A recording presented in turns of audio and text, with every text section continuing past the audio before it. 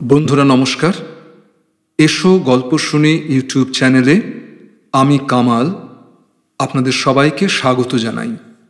আপনারা শুনছেন বুদ্ধদেব গুহর জনপ্রিয়তম উপন্যাস কোয়েলের কাছের পাঠ। আজ শুনবেন এই উপন্যাসের ৮ম পর্ব।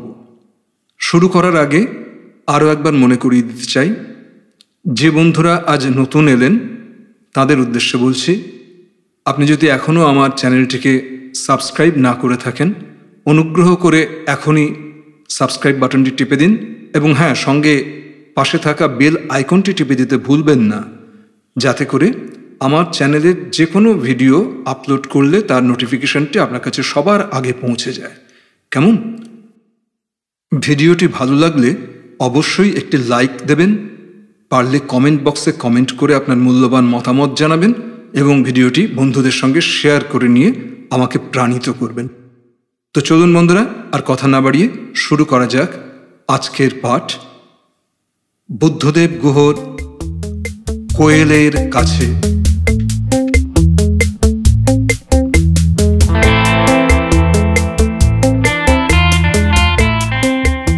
কুড়ি।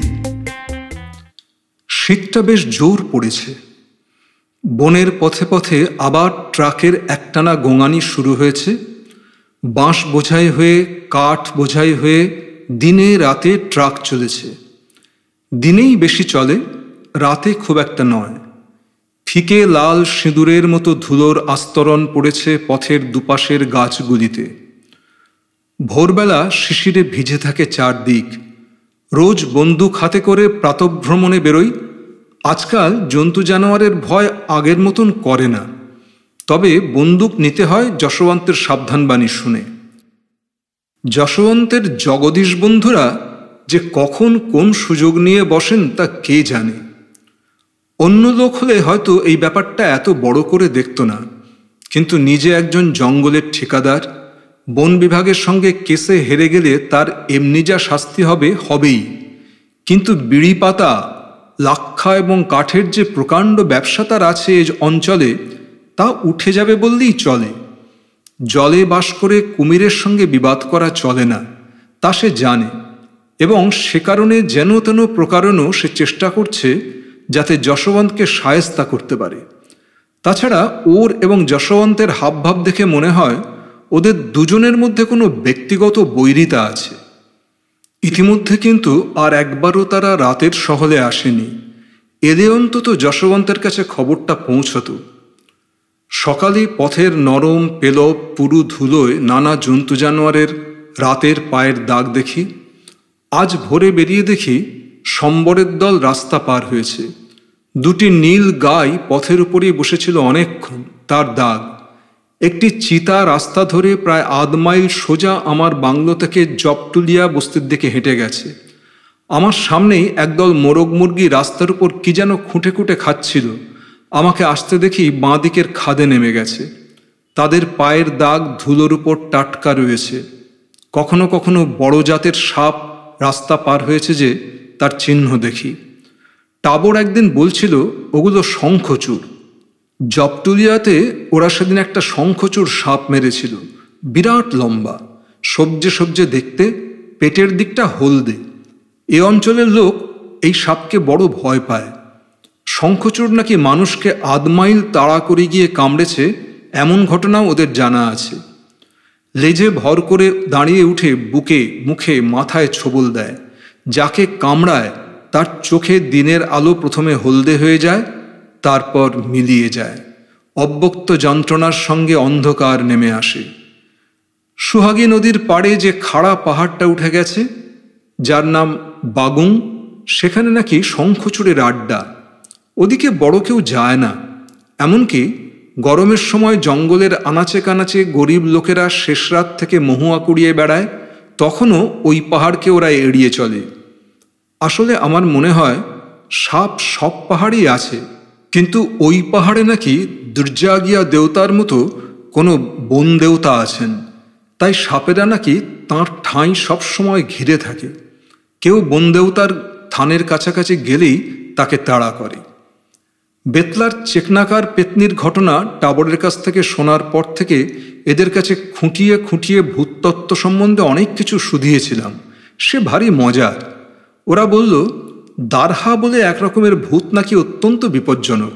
রাস্তার কেউ সন্ধ্যের পর একলা যাচ্ছে, হঠাৎ পাহাড়ের নিচে দেখতে পেল একটি ছোটোখাটো দুবলা পাতলা লোক আসছে। সে হঠাৎ সামনাসামনি আসতেই পথ জুড়ে দাঁড়িয়ে পড়ে বলল যে তার সঙ্গে কুস্তি লড়তে হবে। কুস্তি সে লড়ল তো ভালো, না লড়লে সেই দারহা ভূত হঠাৎ শাল গাছের মতো লম্বা হয়ে যাবে, আবার পরক্ষণেই লুমড়ির মতো বেঁটে হয়ে যাবে। এমনই সার্কাস করতে থাকবে। এবং যার হৃদয় সবল নয় সে তো সঙ্গে সঙ্গে হৃদযন্ত্রের ক্রিয়া বন্ধ হয়েই মরবে, এবং যার হৃদয় সবল সেও দরদর করে ঘামতে থাকবে। এইরকম করে দারহা মিনিট পাঁচেক ভয় দেখিয়ে চামচিকে কি খাপু পাখির রূপ ধরে আকাশে উড়ে যাবে। কত রকম গল্পই যে শুনি এদের কাছে, তার আর শেষ নেই। তার কিছু বিশ্বাস করি, কিছু করি না। আমার কাছে এ যেন এক আশ্চর্য নতুন অনাবিল জগৎ। জপটলিয়া বস্তির গম ভাঙা কলের পুপ্পু পানি, বিকেলের বিষণ্ণ রোদের সান্ত্বনার আঙুল, রাতের বনের অতর্কিত হায়নার হাসি, এ সব মিলিয়ে আমার মাঝে মাঝে নিজের অস্তিত্বকে অবিশ্বাস করতে ইচ্ছে হয়। এ কমাস শহরে মনটাতে একটা অবিশ্বাস্য পরিবর্তন সাধিত হয়ে গেছে অনবধানে। আমার কাজ আবার জোর কদমে শুরু হয়েছে। কোনো বাঁশের ঝাড়ে 8টার কম বাঁশ থাকলে কাটা বারণ, তবুও কখনো সখনো কাটতে হয়। কিন্তু তাহলে আলকাতরা দিয়ে চিহ্ন দিয়ে রাখতে হয় সেসব ঝাড়ের। সেই সব ঝাড়ের জন্যে আলাদা রেজিস্টার রাখতে হয়। যদি কোনো ঝাড়ে 8টার কম অথচ শুকনো, অপুষ্ট এবং বিকলাঙ্গ বাঁশ থাকে, তাহলে তাও কাটা যায়। প্রতি ঝাড়েরই বাইরের দিকের বাঁশ কাটতে হয়। কখনো সখনো ঝাড়ও কাটা হয়। তখন বাঁশের কচি গোড়া এবং তার সঙ্গে একটি করে বাঁশ ছেড়ে যেতে হয়।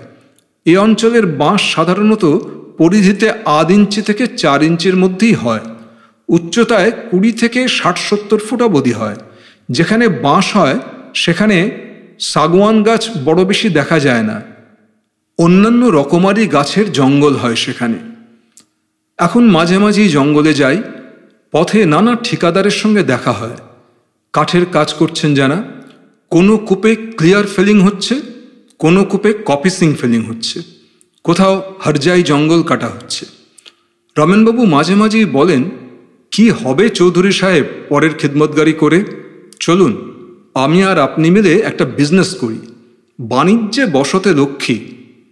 আমি তো লেখাপড়া জানি না, কিন্তু বাঁশ এবং এই জঙ্গলকে ভালো করেই জানি। আমি জঙ্গল সামলাবো আর আপনি সাহেব সামলাবেন। দেখবেন কোয়েলের বানের মতো হুড়মুড়িয়ে টাকা আসছে। আইডিয়াটা মন্দ না।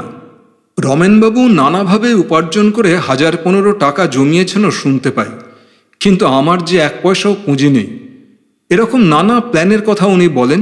বসে বসে শুনতে ভালো লাগে, কল্পনা করতেও ভালো লাগে। আমার ব্যবসা, আমার বাড়ি, আমার গাড়ি, ব্যাস ওই পর্যন্তই। এই জীবনে কল্পনা করা ছাড়া অন্য কিছু করতে পারবো বলে মনে হয় না। মোটামুটি খেয়ে পড়ে দিন কেটে গেলে এই কল্পনার জগতেই আমি সুখী। আর রুমান্ডির মতো এমন জায়গায় যদি বাকি জীবনটা কল্পনায় বুঁদ হয়ে কাটাতে পারি, তবে তো কথাই নেই। দিনগুলি রাতগুলি কেটে যায়, কিন্তু মাঝে মাঝেই বড় একা একা লাগে। এত একা যে কি বলবো। নিজের বুকের ভিতরে একটি অতল গহ্বর অনুভব করি। শীতের সন্ধ্যায় সূর্য যখন হেলে পড়ে, হরতেলের ঝাঁক যখন ফল খেয়ে বটগাছের আশ্রয় ছেড়ে ডানা ঝটপটিয়ে উড়ে যায়, সুহাগী বস্তির সবকটি গরু মোষ যখন কাঠের ঘণ্টার বিষণ্ণ আওয়াজ নিয়ে গ্রামে ফিরে আসে, কূপকাটা কুলিরা যখন দিন শেষে টাঙ্গি কাঁধে ফিরে এসে সঙ্গিনীর সঙ্গে পা ছড়িয়ে বাজরার রুটি খেতে বসে, তখন নিজের মধ্যে একটা তীব্র একাকিত্বের বেদনা অনুভব করি। শীতের সন্ধ্যার একটি আশ্চর্য হৃদয়স্পর্শী রূপ আছে। হলুদ আলোয় ক্রন্দনরতা শীতের বন থেকে, ঘাস থেকে, ফুল থেকে একটি করুণ শৈত্য উঠে আমার বুকে এসে বাসা বাঁধে। বুকের মধ্যে একটা অনামা রাগের, অনামা বাজনার বিচ্ছিন্ন আলাপ গুমড়ে গুমড়ে ওঠে। কৃষ্ণচূড়ার নিচে রামধানিয়া একটা চালা ঘর বানিয়েছে, 4টে শালের খুঁটি পুঁতে এবং উপরে বাঁশের উপর শালপাতা বিছিয়ে। রাত হয়ে গেলে তার নিচে বসি। রোজ সন্ধ্যা লাগতে না লাগতেই সেখানে আগুন করা হয়। আগুনের পাশে বসে বই পড়ি, নতুবা ওরা যা গল্প করে শুনি। তখন ঘরের মধ্যে বড় একটা থাকি না। আগুনের পাশে বসে শরীর গরম করে নিয়ে গরম গরম যা রান্না হয় খেয়ে শুয়ে পড়ি লেপের তলায়। রামদেওবাবুদের পাঞ্জাবি ট্রাক ড্রাইভার গুরবচন সিং মাঝে মাঝে রাতে আমার বাংলো পেরুবার সময় ট্রাক থামিয়ে আগুন পুইয়ে যায়, আঙুলগুলোকে টেনে টেনে ঠিক করে নেয়। কোনো দিন ওকে চা কিংবা গরম কফি খাওয়ায়। বেচারা কুটকু থেকে ডালটনগঞ্জ যায় প্রতি রাতে। গুরবচনের পুরনো ট্রাকের জানালার কাঁচ মোটে ওঠে না, হু হু করে হাওয়া ঢোকে। পথে কোন দিন কি জানোয়ার দেখল তার গল্প করে গুরবচন। ও আজকাল আর পাঞ্জাবি নেই, বিহারি হয়ে গেছে, যশবন্তের মতো। বহু বছর থেকে এখানে আছে। দ্বিতীয় মহাযুদ্ধের সময় ফৌজে ছিল, বিদেশে যুদ্ধ করেছে। কোনো দিন তার গল্প করে। গুরবচন সিং এক জাঁদরেল ডাকসাইডে ব্রিগেডিয়ারের গল্প করে। তার মতো সিপাহী কেউ নাকি দেখেনি। শত্রুর স্পাই এক সুন্দরী মেয়েকে ভালোবেসে সেই ব্রিগেডিয়ার নাকি নিজে মরেছিল এবং অনেক সৈন্যকেও মেরেছিল। আগুনে গুরবচন সিংয়ের চোখ দুটো চকচক করত। ও গল্প করতে করতে আমায় শুধত, বাহাদুর আদমি কি কমজোরি কিসমে হ্যায় জানতে হো বাবুজি। আমি শুধতাম, কিসমে? গুরবচন সিং কনভিকশনের সঙ্গে বলতো, আওরাত মে। নানান গল্প হতো। রামধানিয়া ওখানেই বসে রামায়ণ পড়ত গুনগুনিয়ে। সেই শীতার্ত রাতের উন্মুক্ত প্রাঙ্গণে তারাভরা আকাশের নিচে বেশ লাগত সেই গুনগুনানি। ইতিমধ্যে রাঙ্কা থেকে ঘুরে এসে শিরিনবুরুতে গেছিলাম এক শনিবার বিকেলে। রাতটা থেকে আবার রবিবার রাতে ফিরে এসেছিলাম। মারিয়ানা সত্যিই খুশি হয়েছিল।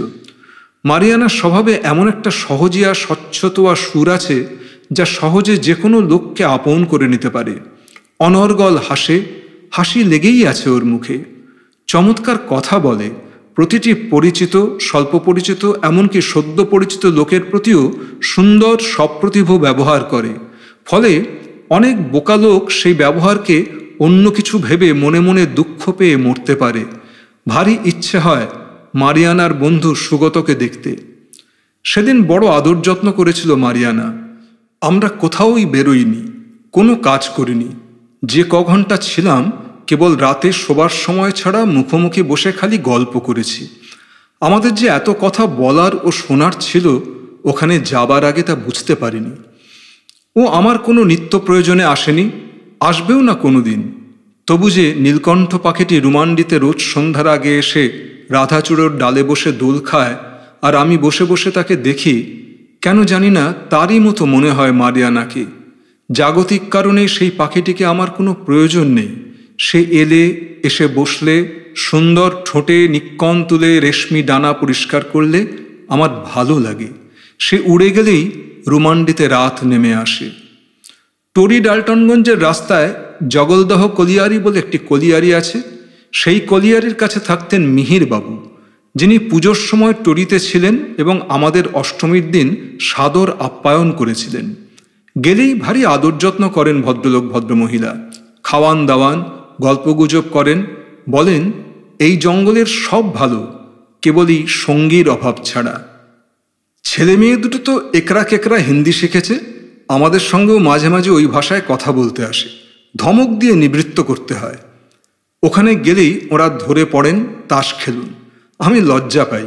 কবে কোন ছোটবেলায় একবার পুজো মণ্ডপে বসে বন্ধুদের পাল্লায় পড়ে রং মিলানো শিখেছিলাম, সেও ভুলে গেছি। তাই তাদের আড্ডা জমে না। একদিন মিহিরবাবুর ওখান থেকে চা খেয়ে রুমান্ডিতে ফিরে আসছি। এমন সময় দেখি সোহাগী বস্তির কয়েকটি মুখচেনা লোক একটি ডুলি কাঁধে হনহনিয়ে পাকদণ্ডী রাস্তা বেয়ে লাতেহারের দিকে চলেছে। জিপ থামিয়ে কি ব্যাপার শুধুতেই শুনি, শেষ বিকেলে গরু চড়াচ্ছিল একটি ছেলে সোহাগী নদীর পাশের সবুজ ঢালে। থোকা থোকা জংলি কুল পেকেছিল মাঠময়। ছেলেটির এক হাতে পাচন, এক হাতে বাঁশি। পাচন আর বাঁশি এক হাতে নিয়ে অন্য হাত দিয়ে কুলঝোপ থেকে কুল পেড়ে খাচ্ছিল, আর গরুগুলো তার চারপাশে গলার কাঠের ঘণ্টা দুলিয়ে চড়ে বেড়াচ্ছিল। এমন সময় ঝোপের অপর প্রান্ত থেকে বলা নেই কওয়া নেই এক বিরাট ভাল্লুক বেরিয়ে এসে ওকে আক্রমণ করে এবং বুক থেকে কোমর অবধি নখ দিয়ে সমস্ত মাংস, নাড়ি ভুঁড়ি শুদ্ধ চেঁচে ফেলার মতো করে টেনে নামায়। জংলি পাতার রস লাগিয়ে কোনো ক্রমে ওরা নিয়ে যাচ্ছিল ওকে লাতেহারে। ছেলেটির কোনো জ্ঞান ছিল না তখন। ছেলেটির বাবা, দাদা এবং আরও একজন মুরব্বী গোছের লোককে জিপে তুলে নিলাম। ওরা ছেলেটিকে কোলে নিয়ে বসলো। ডুলিতে ছেলেটির কমপক্ষে 4 ঘন্টা লাগতো লাতেহার পৌঁছতে। বাঁচবার আশা যদিও কিছু থেকে থাকে, তাও থাকবে না। বাকি লোকদের বললাম বস্তিতে ফিরে যেতে। তারপর যথাসম্ভব জোরে, অথচ ওর গায়ে ঝাঁকুনি না লাগে এমনি করে জিপ চালিয়ে লাতেহারে পৌঁছলাম। হাসপাতালের ডাক্তারবাবুও তখন একজন বাঙালি ছিলেন, চাটুর্যেবাবু। আলাপ হলো। অল্প বয়সী ভদ্রলোক। ছেলেটির জন্য খুব যত্ন করে যা যা করণীয় করলেন এবং বললেন, আজ রাত না কাটলে কিছুই বলা যাচ্ছে না, তবে আমি যথাসাধ্য করছি, আপনি নিশ্চিন্ত থাকুন। লাতেহার থেকে বেরোতে বেরোতে প্রায় 8টা হয়ে গেল। ডাক্তারবাবু বললেন কাল সকালে ছেলেটির আত্মীয় স্বজনদের পাঠিয়ে দিতে। ছেলেটির বাবা ও দাদা লাতেহারেই রয়ে গেল। আমি 10টা টাকা দিয়ে এলাম ওদের খাওয়া দাওয়া ইত্যাদি খরচ বাবদ। ভারী কৃতজ্ঞ হলো ওরা, আন্তরিকভাবে কৃতজ্ঞ।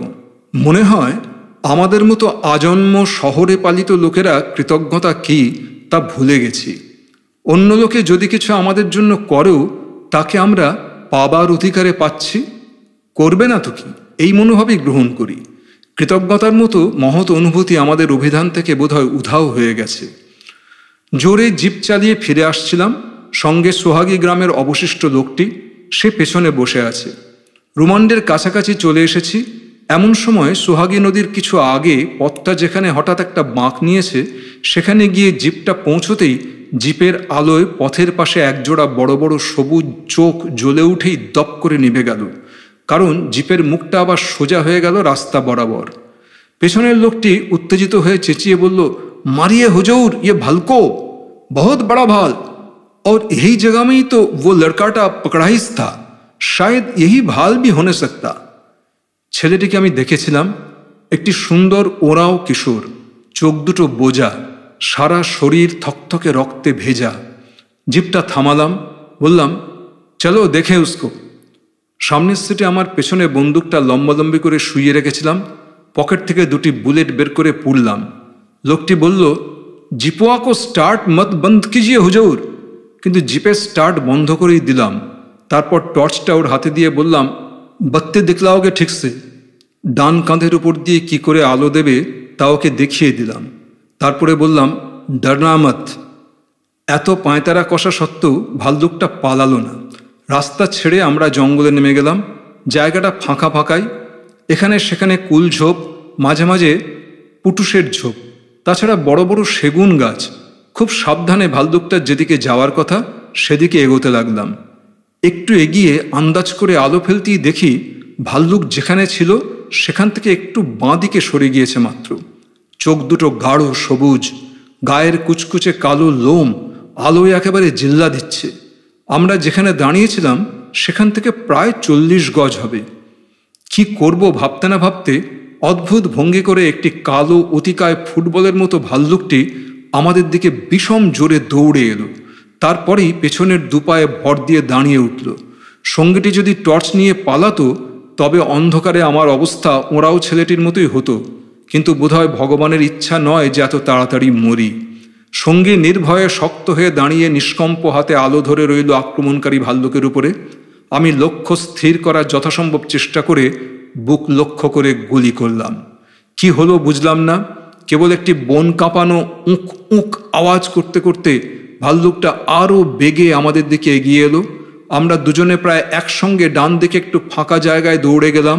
ততক্ষণে আমাদের স্থান পরিবর্তন করতে দেখে ভাল্লুকটি আরও চটে গিয়ে আমাদের দিকে মুখ করে আবারও দাঁড়াবার সময় একমাত্র অবশিষ্ট গুলিটি মহার্ঘ নিবেদনের মতো ভাল্লুকের বুক লক্ষ্য করে ঠুকে দিলাম। ভাল্লুকটি ওইখানেই পড়ে গেল এবং অবিকল মানুষের মতো চিৎকার করতে লাগলো। সে চিৎকার কানে শোনা যায় না। একটা জিনিস অনুভব করে ভালো লাগলো যে আমি একটুও ভয় পেলাম না। অবশ্য এর জন্য আমার নিজের কোনো বাহাদুরি নেই।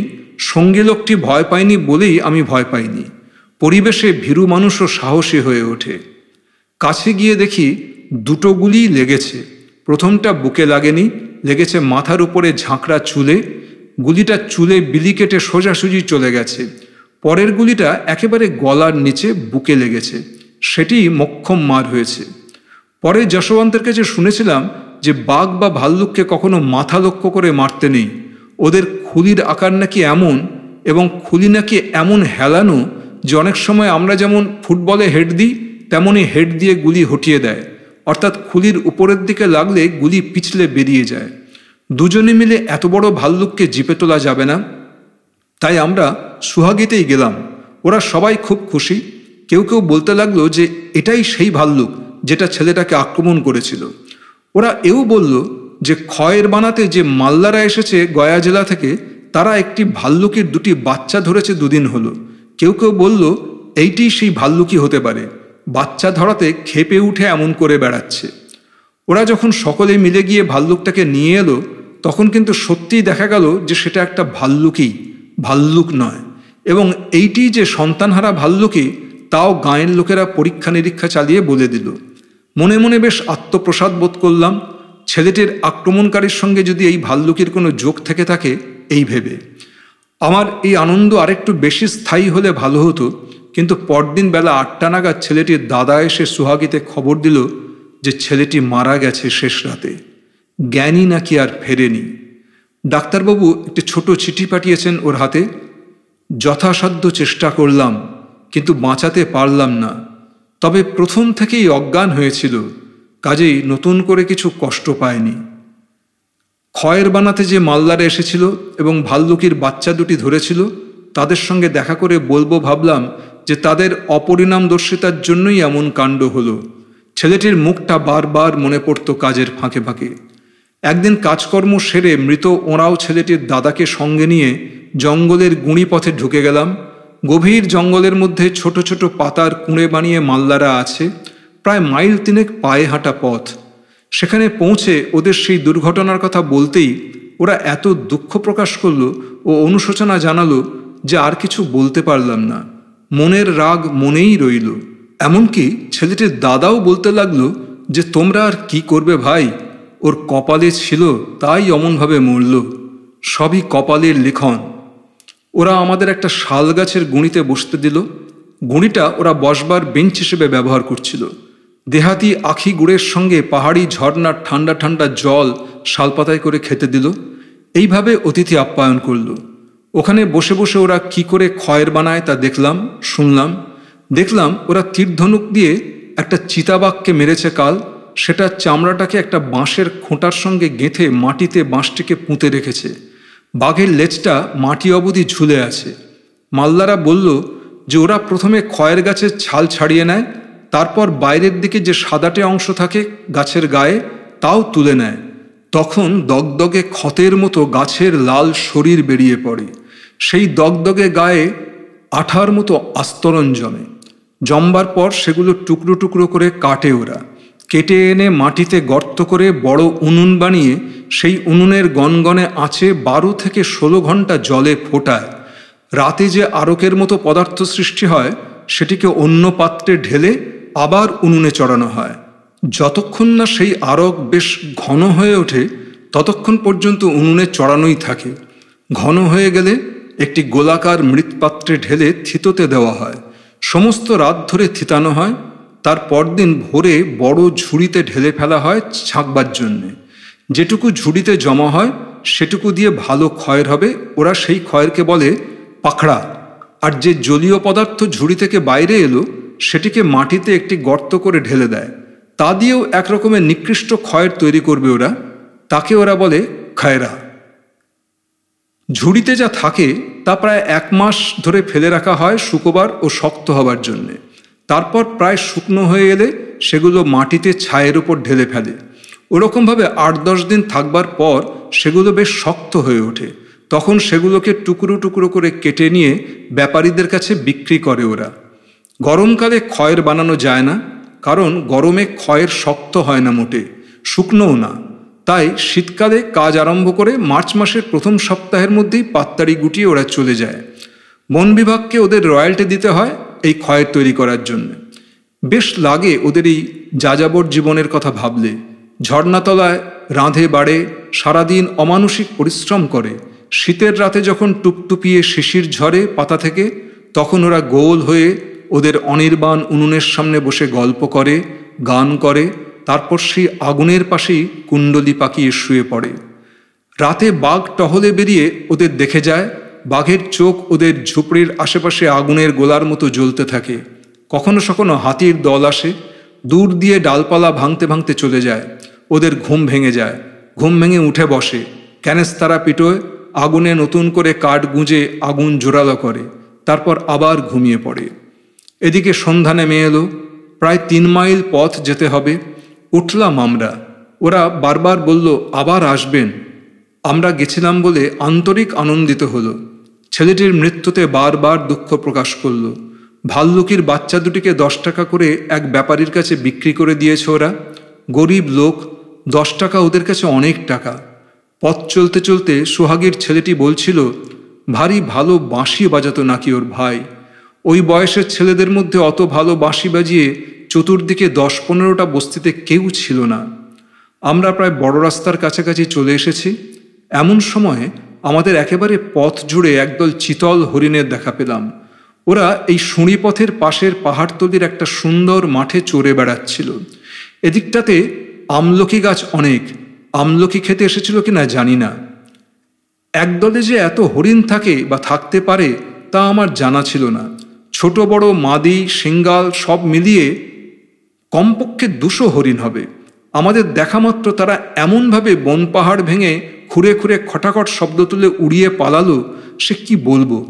এখনো মাঝে মাঝে সেই শেষ বিকেলে সোনা আলোয় হলদে সাদায় বুটি বুটি হরিণের ঝাঁকের পলায়মান ছবি চোখে ভাসে।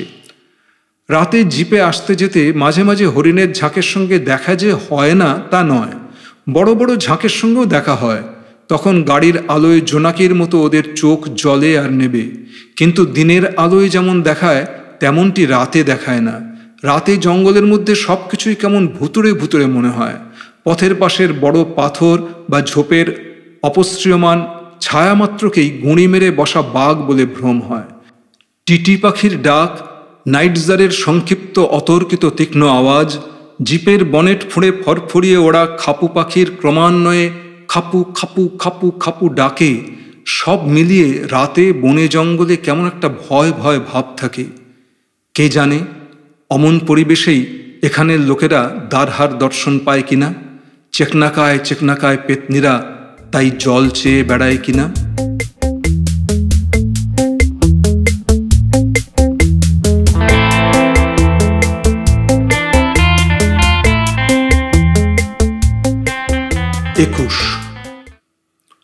দেখতে দেখতে বড়দিন এসে গেল।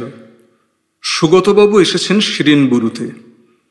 সেখান থেকে মারিয়ানা এবং উনি গিয়ে কুটকুতে থাকবেন দিন কয়েক নিরিবিলি বিশ্রামের জন্যে। কুটকুতে ছুলুয়া শিকারের বন্দোবস্ত করা হয়েছে 1 জানুয়ারি। আমরাও যাব। ইদানিং আমার বাংলোর সামনের রাস্তা দিয়ে অচেনা জিপের আনাগোনা বেড়ে গেছে। জবরদস্ত শিকারের পোশাক পরা শহুরে শিকারীরা দামি দামি রাইফেল বন্দুক কাঁধে প্রায় প্রতিটি বাংলো দখল করেছেন এসে। জঙ্গলের পাহাড়ে যেখানে যেখানে হাটিয়া বসে সেখানে সেখানে হাটিয়ার দিনে ড্যাঞ্চি বাবুরা নধর পাঁঠা থেকে শুরু করে পেতলের মল সব কিছু পাচ্য ও অপাচ্য জিনিস দর করে ও কিনে বেড়াচ্ছেন। দুপুরবেলায় এবং কখনো গভীর রাতও এ বাংলো সে বাংলো থেকে রেকর্ড প্লেয়ারে ইংরেজি জাজ বা ওয়ার্ল্ডসের রেকর্ড বাজছে। রুমান্ডি থেকে শর্টকাটে কুটকু যাবার 2টি রাস্তা আছে। প্রথমটি বারোয়ারি হুটার মোড়োয়াই হয়ে কুটকু, অন্য রাস্তাটি ছিপাদোহর হয়ে। রুমান্ডি থেকে একটি জানোয়ার চলা শুঁড়িপথের মতো পথ চলে গেছে, তাতে জিপ কষ্টে সৃষ্টে যায় লাত থেকে সৈদুপ ঘাট হয়ে ছিপাদোহর। লাতে একটি ফরেস্ট রেঞ্জ অফিস আছে, লাত থেকে কুজরুম হয়ে কুটকু। এই 2টি পথই অতি দুর্গম, জিপ চালাতে রীতিমতো কসরত করতে হয়। সারা রাস্তা গোঙাতে গোঙাতে চলে জিপ। 2 পথেই রুমান্ডি থেকে কুটকু পৌঁছতে প্রায় 45 মাইল পড়ে। অতখানি কষ্টকর পথ পার হয়ে ঠান্ডায় জমে গিয়ে যখন আমরা মোড়োয়াই থেকে কুটকুতে এসে পৌঁছালাম, তখন সবে পূবের আকাশ লাল হয়েছে। সূর্য ওঠেনি, কিন্তু লাল আভা কুয়াশার জাল ভেদ করে চারিদিকে ছড়িয়ে পড়েছে। সেই শিশু সূর্যের সমস্ত অন্তর ধরা পড়েছে কোয়েলের জলে। নদীর ওপারে দেখা যাচ্ছে নদীর একেবারে গা ঘেঁষে উঁচুতে ছোট্ট একটি বাংলো। এই কুটকু। দুদিকে চেয়ে চোখ জুড়িয়ে গেল। কোয়েল যে কি কলরোলা, কি সুন্দরী নয়ন ভুলানো নদী, তা কুটকুতে না এলে বুঝি জানতাম না। চারিদিকে পাহাড় ঘেরা, তার মাঝে কোয়েল একটি অভিমানী বাঁক নিয়েছে। নদীতে জল খুব বেশি নেই, জিপের চাকায় জল ছিটোতে ছিটোতে নদী পেরুলাম আমরা। নদী পেরিয়ে ওপারে পৌঁছলাম। তারপর একটি বাঁক ঘুরে এসে বাংলোর হাতায় ঢুকে পড়লাম। এতক্ষণ বুঝি বোঝা যাচ্ছিল না, বুঝি দেখা যাচ্ছিল না জায়গাটা কতখানি সুন্দর। বাংলোর সামনে হাতের সীমানা থেকে প্রলম্বিত একটি কাঠের বারান্দা আছে নদীর একেবারে উপরে, তিন পাশে লোহার শিকলের বেড়া। সেখানে দাঁড়িয়ে কোয়েলের সুন্দরী মুখের সবটুকু চোখে পড়ে। মনে হলো এত কষ্ট করে ওই ঠান্ডায় শেষ রাতে উঠে এতদূর আসা সার্থক হলো। মারিয়ানা ঘরের ভেতর থেকে চেঁচিয়ে বলল, বারান্দায় বসুন, আসছি এক্ষুনি। আমরা দুজনে বারান্দায় না বসে বাংলোর হাতায় পায়চারি করতে লাগলাম। ওই রাস্তায় অতখানি জিপে এসে কোমর ধরে যাবার উপক্রম। পায়চারি করতে করতে দেখলাম গ্যারেজে একটি জিপ এবং জিপের পাশে বিচ্ছিন্ন অবস্থায় একটি ট্রেলার রাখা আছে। বাংলোর বাঁ পাশে যে আকাশ ছোঁয়া পাহাড়টি আছে, তার উপর থেকে এই সাত সকালেই একটি কোটরা থেমে থেমে ডাকছে ওয়াক ওয়াক করে। আর সেই ডাক ভোরের কোয়েল বেয়ে বহুদূর অবধি চলে যাচ্ছে, তারপর আবার ওই দূরের পাহাড়ে ধাক্কা খেয়ে ফিরে আসছে। নদীর ওপারে কেঁদ গাছের নিচে কি একটি জানোয়ার জল খাচ্ছিল মনে হলো। হঠাৎ হুড়মুড় করে জঙ্গল ঠেলে পালালো। ময়ূর ডাকতে থাকলো ওপার থেকে। যশোয়ান্ত বলল, কপালে থাকলে সুগতবাবুর এবারে একটি বড় বাঘ হয়ে যেতে পারে। যা খবর আছে তাতে ছুলোয়াতে বাঘ যে বেরোবেই, তাতে আমি নিঃসন্দেহ, যদি সে একদিনের মধ্যেই জঙ্গল ছেড়ে অন্য কোনোখানে সরে না পড়ে। আমরা পায়চারি করছি, এমন সময় বাংলোর বারান্দা থেকে ভদ্রলোক ডাকলেন আমাদের, আরে আসুন আসুন, এদিকে আসুন, চা ঠান্ডা হয়ে যাচ্ছে দেখছি। তাকিয়ে দেখলাম মারিয়ানার বন্ধু সুগতকে। লম্বা সুগঠিত চেহারা, বেশ সুপুরুষই বলা চলে, তবে সুন্দর বলতে যা বোঝায় তা নয়। পরনে পায়জামা ও ঘিয়ে ফ্লানেলের পাঞ্জাবি, তার উপরে একটি শাল জড়িয়েছেন। চুলগুলো এলোমেলো। সব মিলিয়ে চেহারা এবং চশমা পরা চোখ দুটির মধ্যে এমন কিছু আছে যা মানুষকে প্রথম নজরেই আকৃষ্ট করে। খুব হাসি খুশি ভদ্রলোক। চৌকিদার অন্য দিক দিয়ে ঘুরে এসে চা দিয়ে গেছে। আমরা চেয়ার টেনে বসলাম। যশোয়ান্ত আলাপ করিয়ে দিল সুগত রায়ের সঙ্গে আমার, ফরমালি। তাঁর চুরি করে পড়া চিঠির মাধ্যমে তাকে আমি আগেই চিনতাম। ভদ্রলোক এমন প্রাণখোলা হাসতে পারেন, এমনভাবে চোখ তুলে তাকান যেন মনে হয় বুকের মধ্যেটা অবধি দেখতে পাচ্ছেন। মারিয়ানাকে লেখা চিঠি পড়ে ফেলেছিলাম বলেই হয়তো আমার বারবার মনে হলো এই এলোমেলো চুল ভরা মাথা ও কালো চশমার আড়ালে গভীর চোখের অতলতায় কোথায় যেন একটা বোবা কান্না আছে। মারিয়ানা ওদিকের দরজা খুলে এলো। একটি কালো সিল্কের শাড়ি পরেছে, মধ্যে লাল লাল ফুল তোলা, গায়ে একটি সাদা শাল জড়িয়েছে। ঘর থেকে বেরিয়েই যশোয়ান্তকে হেসে বলল, কে এলেন তো জ্বালাতে? সুগতবাবু যশোয়ান্তের পক্ষ টেনে বললেন, জ্বলতে চাও যে সেটাও স্বীকার করো, নইলে ওকে নেমন্তন্নই বা করবে কেন? মারিয়ানা বলল, আমি মোটেই জ্বলতে চাই না। মারিয়ানা সুগতের দিকে চেয়ে আমাকে দেখিয়ে বলল, এই যে এর কথাই তোমাকে গল্প করেছিলাম। সুগতবাবু চায়ের পেয়ালা মুখ থেকে নামাতে নামাতে বললেন, বুঝলেন মশাই, আপনার গল্প শুনে শুনে প্রায় এ কদিনে আমার মুখস্থ হয়ে গেছে। মারিয়ানা আপনার খুব বড় অ্যাডমায়ারার। যশোয়ান্ত তাড়াক করে সোজা হয়ে বসে বলল, আর আমার অ্যাডমায়ারার নয় বুঝি? মারিয়ানা দুষ্টুমি ভরা গলায় বলল, আগে না মশাই। কিছুক্ষণ সময় আমরা চুপচাপ বসে রইলাম। সুগতবাবু বললেন, শেষবারের মতো একটা ময়ূর মারা যাক, বুঝলেন যশোবন্তবাবু? ময়ূর তো শিগগিরই ন্যাশনাল বার্ড হয়ে যাচ্ছে। যশোয়ান্ত বলল, যাই বলুন, এমন মাংস আর খেলাম না। মারিয়ানা বলল, রোদ উঠেছে, চলুন আমরা নদীর উপরের ওই বারান্দাতে গিয়ে বসি। এমন সুন্দর সকাল, কোথায় চুপ করে বসে থাকবেন, চোখ ভরে দেখবেন, না সকাল থেকে মাংস খাবার গল্প শুরু হলো? আপনারা সত্যি পরের জন্মে জল্লাদ হয়ে জন্মাবেন। আমরা গিয়ে ভোরের নরম রোদে ওই বারান্দায় বসলাম। একটা কনকনে হাওয়া আসছে নদীর উপর দিয়ে। মারিয়ানার অলকগুলো কানের পাশে কাঁপছে। সুগতবাবুর এলোমেলো চুলগুলো বিভ্রান্ত হয়ে যাচ্ছে। সিগারেটটা ঠিক করে কিছুতেই ধরাতে পারছেন না, হাওয়া এসে বারবার দেশলাই নিভিয়ে দিচ্ছে। সুগতবাবুর দিকে তাকিয়ে থাকতে থাকতে আমার মনে হলো ওই মুহূর্তবাহী আগুনের সঙ্গে মারিয়ানার প্রতি সুগতবাবুর ভালোবাসারও একটা মিল আছে হয়তো। যতবারই পরিশ্রমের সঙ্গে নিষ্ঠার সঙ্গে জ্বালতে চান, ততবারই হাওয়ার ফুৎকারে নিভে যায়, যা থাকে তা পোড়া বারুদের গন্ধ। সুগতবাবু সিগারেট ধরাচ্ছিলেন, মারিয়ানা দেখছিল। অবশেষে একটা কাঠি নিভল না। সুপুরুষ হাতের মুঠোর মধ্যে আগুনটাকে বন্দি করে ফেলে সুগতবাবু সিগারেটটা ধরালেন। যশবন্ত শুধল, মিসেস রায়কে নিয়ে এলেন না কেন? সুগতবাবু যেন একটু বিব্রত বোধ করলেন। বললেন, আসতে বলেছিলাম অনেকবার, কিন্তু ওর এক খুব ঘনিষ্ঠ বান্ধবীর ছবির এক্সিবিশন আছে এই সময়ে আর্টিস্ট্রি হাউসে। তাছাড়া উনি জঙ্গল টঙ্গল শিকার টিকার বিশেষ পছন্দ করেন না। তবে অবশ্য আমার পথে কোনো বাধাও দেন না। নানা কারণে একসঙ্গে আসা হলো না আর কি। এইটুকু বলে সুগতবাবু মারিয়ানার দিকে চাইলেন। মারিয়ানা চোখ নামিয়ে নিল।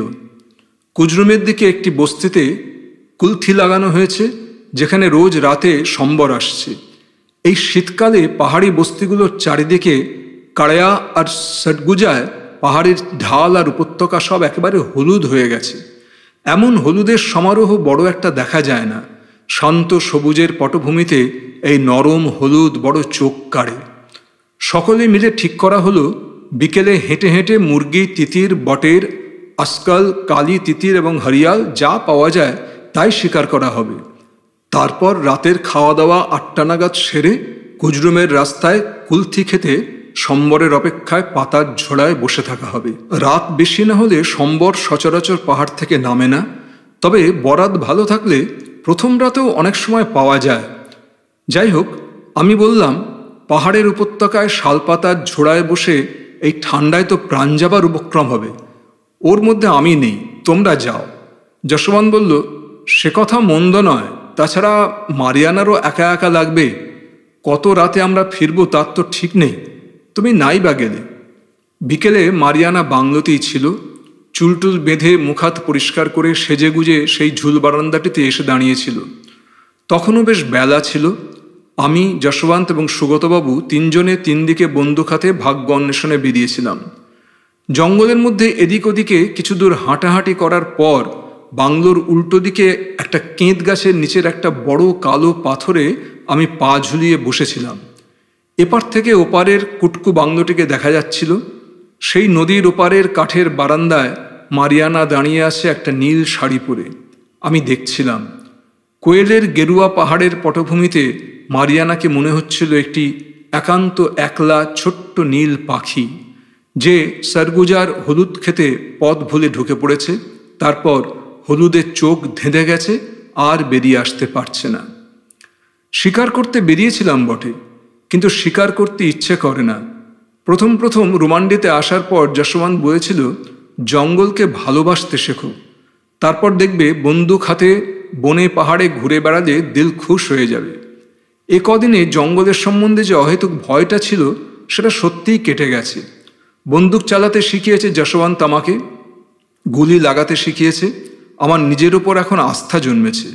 তাই সত্যি আজকাল বনে পাহাড়ে নির্ভয়েই চলাফেরা করি, কিন্তু শুধুই শিকার করতে আর ইচ্ছা করে না।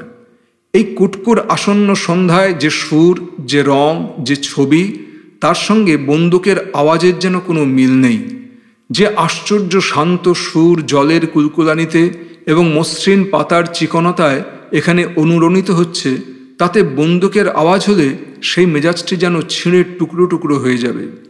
হঠাৎ আমার ডান দিকে কক কক করে আওয়াজ হলো, শুকনো পাতা সরানোর সরসর খসখস আওয়াজ।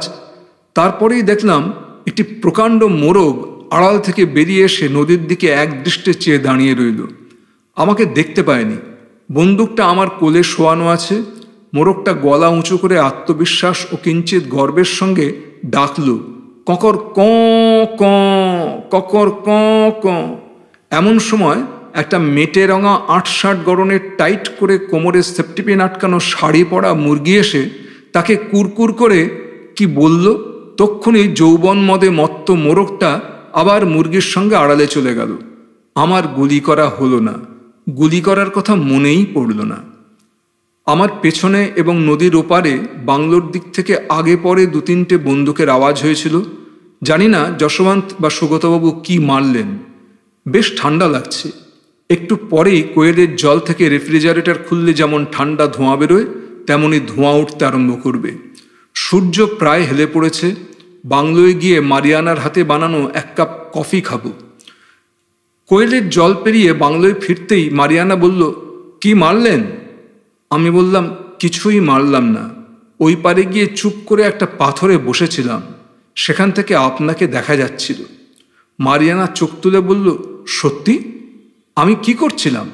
আমি বললাম, আপনি কৃষ্ণচূড়ার ডালের নীল পাখির মতো স্থির হয়ে দাঁড়িয়েছিলেন। খুব সুন্দর দেখাচ্ছিল। মনে হচ্ছিল এই জঙ্গল, পাহাড়, নদী, এই অস্তগামী সূর্য সব মিলিয়ে যে ছবিটি সৃষ্টি হয়েছে, সেই ছবির একটা আঙ্গিক আপনি। মারিয়ানা খুশি হলো, বলল, থাক, আমাকে নিয়ে কাব্যি করতে হবে না, পারেনও আপনি। হাতে বন্দুক নিয়ে অত কাব্যি আসে? বললাম, কাব্যের অনুপ্রেরণা থাকলে আসে, তবে ঠান্ডায় কাব্য হিম জমে আইসক্রিম হয়ে যাচ্ছে। 1 কাপ গরম, খুব গরম কফি চাই। সত্যি? একটু বসুন, আমি এক্ষুনি চৌকিদারকে জল বসাতে বলে আসি। যশবন্ত একটা খরগোশ মেরেছে, বলল, বেটাকে বাঁশ পোড়া করবো কাল। সুগতবাবু একটি আজকাল এবং একটি কালি তিতির মেরেছেন। ঠান্ডাও পড়েছে, অস্বাভাবিক ঠান্ডা। বড় নদীর পাশে বলে ঠান্ডা আরও বেশি। যশবন্ত ঢকঢক করে 8 বোতল রাম খেয়ে বোতলটি ট্যাকস্থ করে ঝিপে উঠেছে। সুগতবাবু ডিনারের আগে 2 পেগ হুইস্কি খেয়েছিলেন যশবন্তের অনুরোধে এবং মারিয়ানা বারণ করা সত্ত্বেও। খাওয়া দাওয়ার পর সুগতবাবু কালো ভারী ওভারকোটটা পরে নিয়েছিলেন। ভালো করে ফ্লানেল দিয়ে রাইফেলটা মুছেছিলেন। তারপর যশবন্তের সঙ্গে বেরিয়ে গিয়েছিলেন। আমি আর মারিয়ানা জিপ অবধি পৌঁছে দিয়ে এসেছিলাম ওদের। মারিয়ানা বলেছিল, সুগত, বেশি রাত করবে না কিন্তু, ঠান্ডা লাগলেই তোমার ফ্যারেঞ্জাইটিস বাড়ে। পাটা জিপে তুলতে তুলতে সুগতবাবু বললেন, তুমি যখন বলছো তাই হবে। মারিয়ানা ঠোঁট উল্টে বলল, ইস, আমার সব কথাই তো সবসময় শুনছ। যশবন্ত জিপটা স্টার্ট করলো, হেডলাইটটা জ্বালল, তারপর ইঞ্জিনের গুনগুনানি জঙ্গলে মিলিয়ে গেল। কুজরুমের পথে হেডলাইটের নৃত্যরত বৃত্তটি দেখতে দেখতে চোখের আড়ালে চলে গেল। চাঁদ উঠেছিল, কিন্তু শিশিরে চাঁদের আলো কেমন ঘোলাটে ঘোলাটে লাগছিল। একটি নাইট জার চির চির করে উড়ে উড়ে কি যেন দুঃখের খবর ছড়াচ্ছিল। এক অতীন্দ্রিয় শান্তি, এক অদ্ভুত অবিশ্বাস্য নির্জনতা। কান পাতলেই নিজের হৃৎপিণ্ডের শব্দ শোনা যায়। কোনো কারণে যদি বুকের রক্ত ছলাৎ ছলাৎ করে ওঠে, কাছে যে থাকে সেও সে শব্দ শুনতে পায়। মারিয়ানা শুধল, এক্ষুনি শোবেন? বললাম, শুলে মন্দ হয় না, ঘুমটা বেশ জমিয়ে আসছে। ও বলল, আমি তো দুপুরে আজকে অবাক কাণ্ড করেছি। আপনারা যখন রোদে বসে আড্ডা দিচ্ছিলেন খাওয়ার পর, আমি তখন বেশ একটু ঘুম বলে চোখে মুখে দুষ্টুমি মেখে হাসল। তারপর বলল, চলুন আমার ঘরে বসি। আপনি তো আবার যশবন্তবাবুর মতো ঢকঢকিয়ে হার্ড ড্রিঙ্কস খেতে পারেন না। কফি বানিয়ে কফির পেয়ালায় 1 চুমুক দিয়ে মারিয়ানা বলল, একটা কথা শুধোচ্ছি, কিছু মনে করবেন না আশা করি। কেননা আমার ও আপনার সম্পর্কটা এখন এমন একটা পর্যায়ে এসে পৌঁছেছে যেখানে অনেক কথা অকপটে বলা চলে, তাই বলছি। আচ্ছা লাল সাহেব, আপনি কখনো কাউকে ভালোবেসেছেন? অনেকক্ষণ চুপ করে থাকলাম। বললাম, দেখুন, ভালোবাসার মানে যদি কাউকে স্তুতি করা, কাউকে চাওয়া হয়, তাহলে ভালোবেসেছি। এমন মানুষ কোথায় যে কখনো না কখনো কাউকে না কাউকে চায়নি? তবে ভালোবাসায় যে পাওয়ার দিকটা থাকে, সে বাবদে আমার কোনো অভিজ্ঞতা নেই। তাই ভালোবেসেছিও বলতে পারেন, আবার ভালোবাসিনিও বলতে পারেন। যদি কাউকে ভালোবেসে থাকি, তাকে জোর করে অধিকার করার সাহস হয়নি। মারিয়ানা হাসল, বলল, আশ্চর্য। তারপর বলল, তাহলে আমার প্রশ্নটা আরেকটু খুলেই বলি। আপনি কি মনে করেন ভালোবাসা মানসিক ব্যাপারের মতো একটা জৈবিক ব্যাপার? এ কি শুধুই মানসিক হতে পারে না? আমি এবং আমার মতো অন্য অনেক মেয়েই বিশ্বাস করি যে ভালোবাসাটা একটা সম্পূর্ণ মানসিক অবস্থা বিশেষ। এর সঙ্গে দেহের কোনো সম্পর্ক সবসময় নাও থাকতে পারে। আমি বললাম, দেখুন, এই প্রসঙ্গটা এত পুরনো ও ঘোরালো, তাতে অন্য লোকের মতামত না নিয়ে নিজের নিজের মতো নিয়ে থাকাই ভালো। তবে আমার মতো যদি জানতে চান তাহলে বলতে হয়, শরীরকে পুরোপুরি অস্বীকার করার উপায় নেই বোধহয়। আমি যদি কাউকে কোনোদিন ভালোবেসে থাকি তাহলে তার মনটার চেয়ে শরীরটাকেও কম বাসেনি। তাকে যখন পেতে চেয়েছি তার বুদ্ধিমতী মানসিক সত্তার সঙ্গে তার সুগন্ধি শারীরিক সত্তাকেও সমানভাবে চেয়েছি। জানি না, হয়তো এই আমার নিজের কথা। মারিয়ানা অনেকক্ষণ চুপ করে রইল। বলল, আপনারা মানে পুরুষরা কেমন অন্যরকম। আপনাদের এবং আমাদের দৃষ্টিভঙ্গিতে অনেকই তফাৎ। আশ্চর্য, অথচ আমরা এক শিক্ষা পাই, এক বাবা মার কাছে মানুষ হই। অথচ কেন এমন হয় বলতে পারেন? আমি হেসে বললাম, মাপ করবেন, বলতে পারবো না। মারিয়ানার ঘরে বসে কিছুক্ষণ গল্প করে চেয়ার ছেড়ে উঠে বললাম, নিন শুয়ে পড়ুন দরজা বন্ধ করে। মারিয়ানা বলল, কম্বলের তলায় আরাম করে শোবো বটে, ঘুম আসবে না, বই পড়ব। তারপর দরজা বন্ধ করতে করতে বলল, দেখুন, রাতে ওরা ফিরলে আমাকে জাগাবেন কিন্তু প্লিজ। যদি কফি টফি খেতে চায়, সুগতর গলার পেইন্টটা আমার ঘরে আছে, যদি দরকার হয়